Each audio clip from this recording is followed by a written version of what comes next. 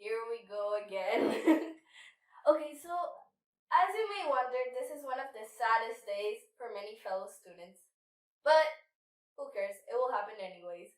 I personally enjoy school, even if sometimes it gets on my nerves because of my procrastination problems. Let's just not talk about that, please. Everyone here procrastinates. And you don't and if you don't procrastinate, well, come here, Mr. Perfect. Okay, not really, but why do people think that school is so bad? It's not like a prison or something. Or is it? Okay, I know sometimes there's just a lot of homework, but that's on you. Like, don't come on me and tell me that it's because of your school. Because I've watched you, little liar.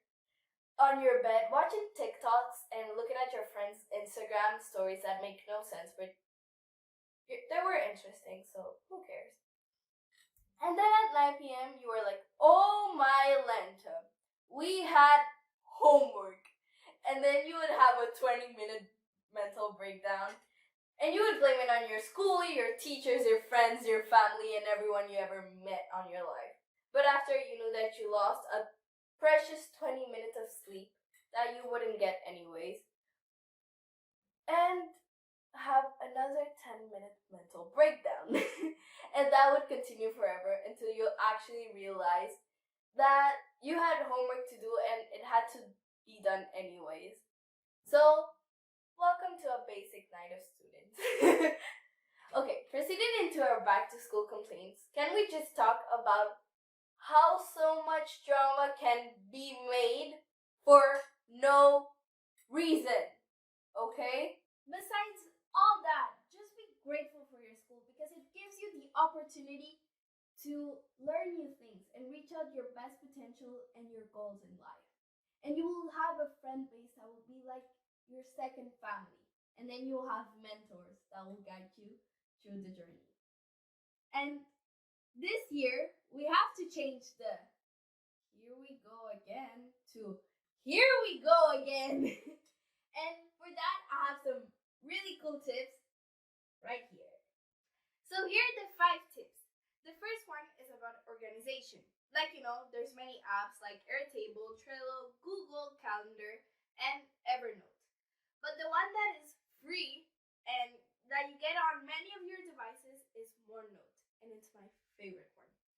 It's basically a book with an infinite amount of pages where you can put all your subjects, videos, voice recordings, like, when you write a note, your notes in class, and you're like, why did I write this? Well, with this, you can record your teacher if she lets you, and then just hear it, and you will basically understand better your notes. You can also share with your friends your notes. When you're absent in class and you're like, oh no, my mom has to get the note for me, or I have to ask my friend, and then wait one day, and it's basically a mess. With this app, your friends can send you to Instagram or email, which is really cool. Also, my computer is a touch screen, so I can write on it. And what's cool with this app is that you can digitalize your notes. So basically, I write them, I select them, and then put it in a clean way. The second one is about distraction. Personally, I use Forest. It is really good because when you're studying, you're like, okay, I'm doing this, and then a notification pops up, and you're like, oh, I want to see that, and you basically waste 10 minutes looking at your notification.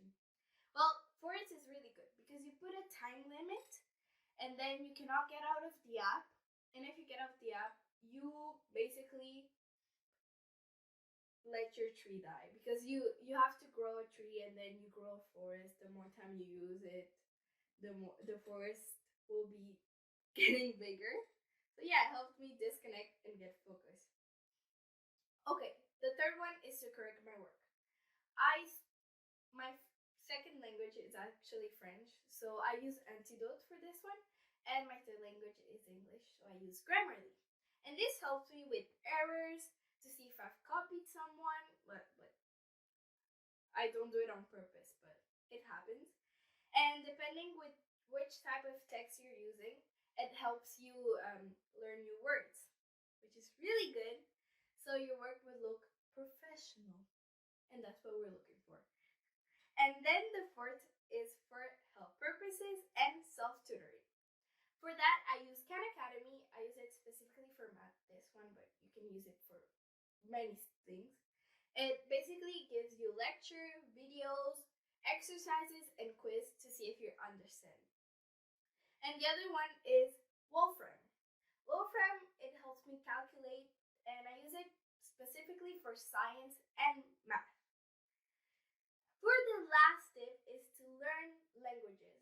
And for that, I use Duolingo. You know, it's a new year. You have to learn new things. You want to make this a good year. So learning a language is really, really good for you. I'm personally learning Portuguese.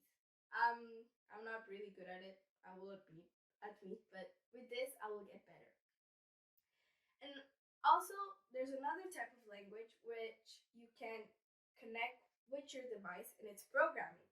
For that, I use CodeAcademy, CodeAcademy, and Sololearn. At first, I started using CodeAcademy because I already use it for math, so it was really easy, and I started on SQL. It's really good. Then I use CodeAcademy, which basically gives you lecture. Then you have your exercise where you can write your code about what the lecture you did and what's the answer that your code gives you.